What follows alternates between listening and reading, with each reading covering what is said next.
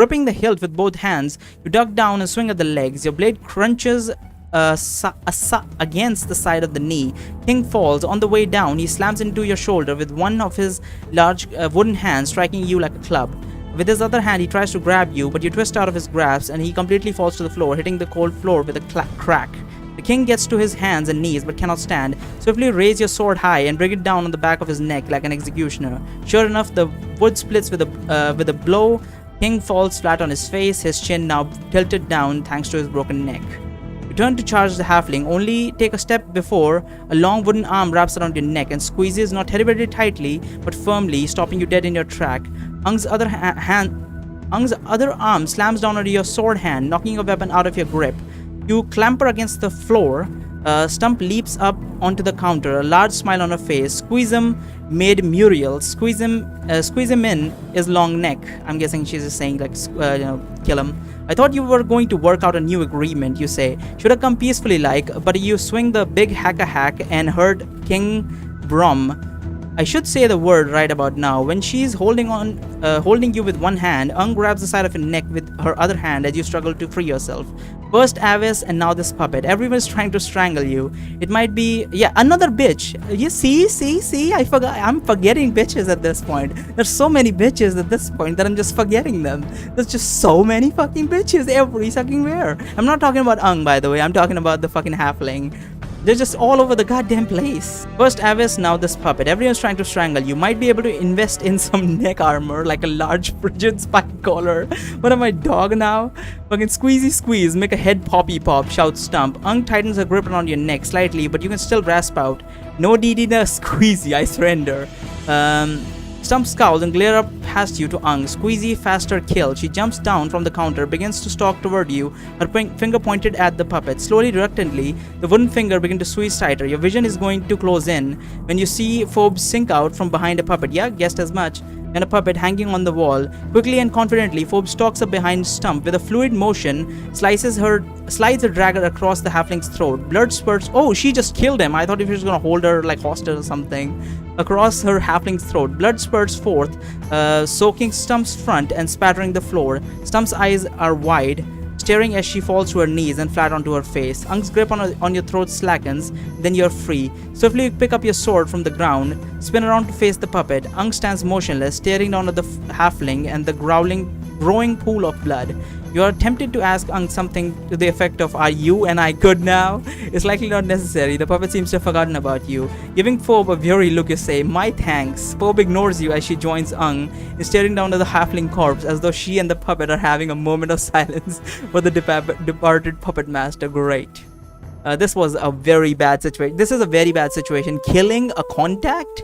This is not going to end well. Not to mention a contact in Ring City, the most fucked place of all.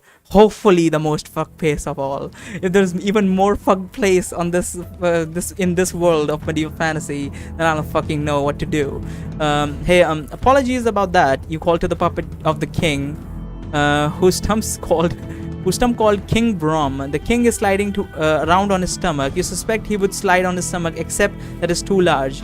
King Brom doesn't seem to notice you, or maybe he's just unwilling to accept your apologies. It's unclear what he's trying to do. Perhaps without his puppet master, he doesn't know either. Can you tell King Brom I'm sorry? You ask Ung. I know he was just doing his duty, but I had to protect myself. Finally, Ung looks up at you, makes a groaning noise that she does, except this one seems sad to you. Oh, and our apology was Stump too. You say, oh, and our apology was Stump too. I'm guessing this is the little girl, not the demon talking. You say, giving a sideways look at Phobe. I don't think she knew anything useful, says Phobe as she continues to frown at the halfling corpse. She knew how to settle my debt. You hiss at her. Your relief for your survival suddenly gives way to rage as you realize just how close you had been to your goal. I was in the middle of paying it off. I was going to save my sister. Your voice is rising now, despite part of your mind that is screaming at you not to make a commotion with the dead Rudahir agent at your feet. You ruined it. I told you to stay away. That was not the deal we made, says Phobe, her voice even. I'm your escort, and I'm sure I am to ensure information of Enuxius is brought back to Maiden Avis at the Duke. Well, Avis didn't think it through, did she? You say with a sneer. Did it not occur to her that the house would not want some arbitrary, urine-stinking child to witness their business? She shrugs, still perfectly calm. She says, I hope you know another house agent. Tightens her grip on the bloody dagger on her hand. She looks down again at the halfling. I don't think this one was trustworthy anyway. Take a step away from Phoebe and pull in a deep breath, struggling to contain your temper. What's done is done, you think. Survival. I can't help my sister if I'm dead. Well, says Phoebe, her arms crossed. Who else can we talk to? There's no one at this point. I don't know anyone actually from House Ruler here other than this one. There is no point in chastising this girl. Whoever is controlling her does not care about you or your sister. You cover your face with your hands, trying to think. You don't know any other agents. This was the only contact you were given to Ruda here. I should have said the passcode or something. Oh, this is bad. You whisper into your hands. Very bad. My sister, they're going to... Gods help us. Is that a no? This is your single contact to House Ruda here? A one-eyed halfling that tried to kill you? Remembering Phoebe is in her possessed mode with a drawn dagger, no less, you lower your hands from your face to see her. Her expression is expectant. You walk over to the other side of the room to pretend to inspect a puppet. Must survive, you think. Turn back and smile at Phoebe. I'm sure there is something to be done, believe me. I have much more at stake here than you. I doubt that. I doubt that you know what real stakes are, says Phoebe. You call over. Do you have any other master beside that one? You point at the dead halfling. She says. Is that a yes? You say. The puppet stands there silently swaying. Is she safe to be around? Asks Phoebe, nodding at You shrug. I think so. I think she likes me. Yeah, she was perhaps working to kill me, but that was only because she was commanded to. I can't vouch for that one though. You look over at the puppet who is bumping his gold-painted wooden crown against the far wall with a rhythmic thump. That might be problematic. I will let you search the area. Maybe you can find something useful. Don't let me near that injured puppet, says Phoebe.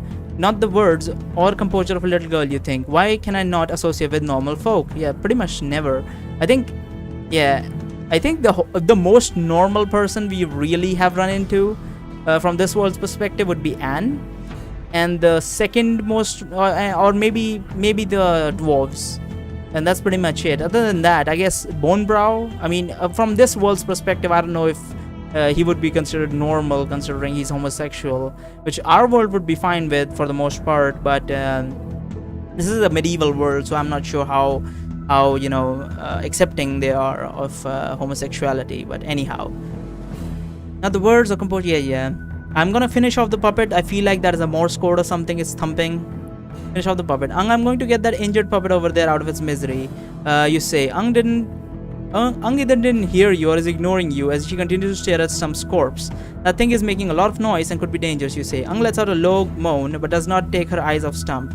Biting your lip, you stalk over to King, who is currently bumping himself against the wall. Looking at this already damaged neck, you suppose one more well-placed blow could take the head off completely. Not that you're certain that decapitation will kill this thing. Yes, I'm not certain, but I would rather not it make too much noise.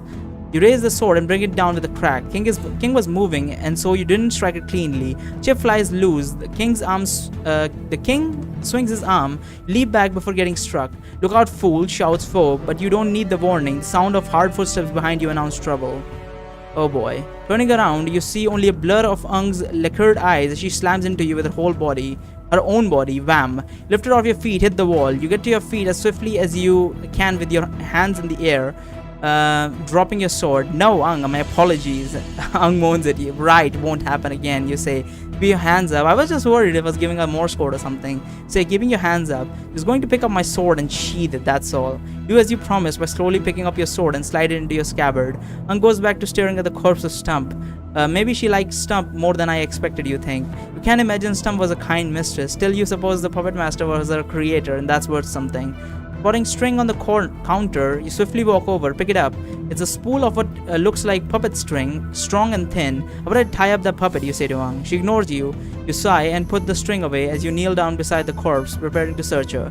Mother, comes a voice. Look over to see a young male halfling peeking out from behind. She had a son? He does not seem like the person who would have a son. You look over to see a young male halfling peeking out from behind the counter, staring down at the corpse. His eyes wide. You're not sure where he came from. Maybe there's some back rooms hidden from view. Oh, you say. I found her this way. You spring up to your feet. Quick, fetch a healer. That's a nice one. Fucking hell. Oh man. Oh, he attacked me. Life decreases to strike, shouts the halfling shrilly. There's a blow to your back like a club, and suddenly you're on the floor, rolling onto your back.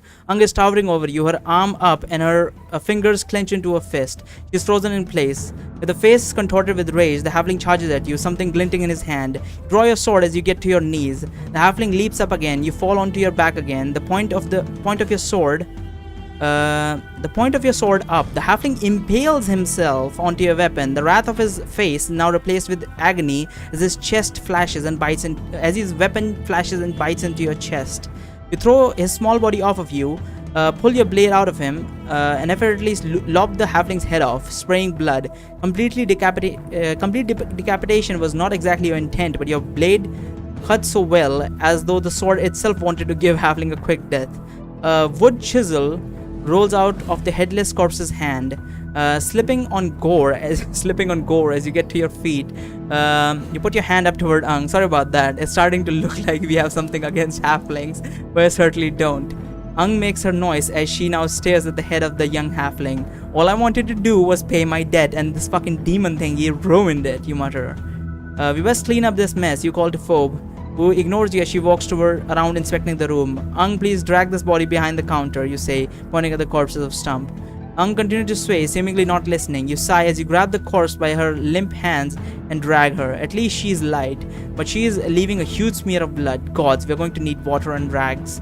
Stump's trouser came down partially as you drag her, now revealing a tattoo of a rose with thorny stem that appears to be fading before your eyes. Oh shit, that's the house mark. Oh, they actually marked the agent, so now it's dead. So I'm not sure if they know who killed her, but they at least know that our agent is dead. You had heard that all House Rudahir members are marked with a tattoo somewhere discreet. Legend has, like, I legitimately don't know how to, like, get out of this. Like, every other situation is like the strong ones or like the manipulative ones are just fucking us over, but it's never like, you know, legal trouble or like, you know, agent sort of trouble. Organizations and like governments are not easy to deal with. Like, I'm not sure how could I possibly explain to them. I mean, even if I give them all the gold along with the, you know, the gems, they would still probably not even get rid of the debt.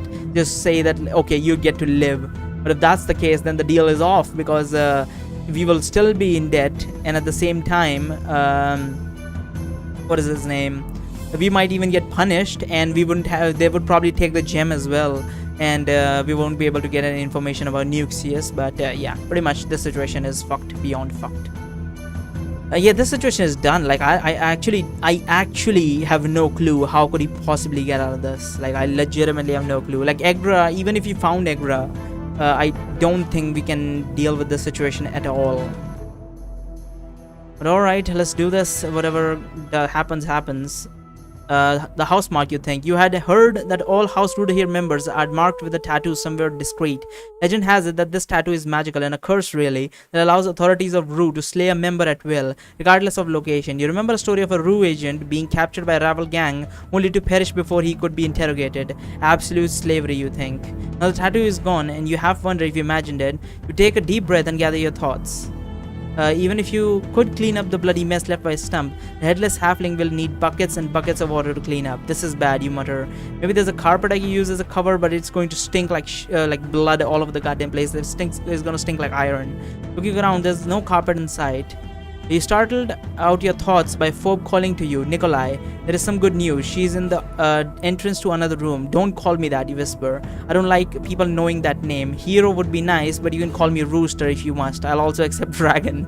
With a backward look at a motionless Ung, you join Phoebe, trying to keep a distance from her bloody dagger. Inside appears to be more workspace, including two very low long tables. I guess they're low because they're halflings, so they don't really need normal size tables, with puppets in various stages of completion. Following Phoebe's pointing finger is a painting mounted above one of the work tables.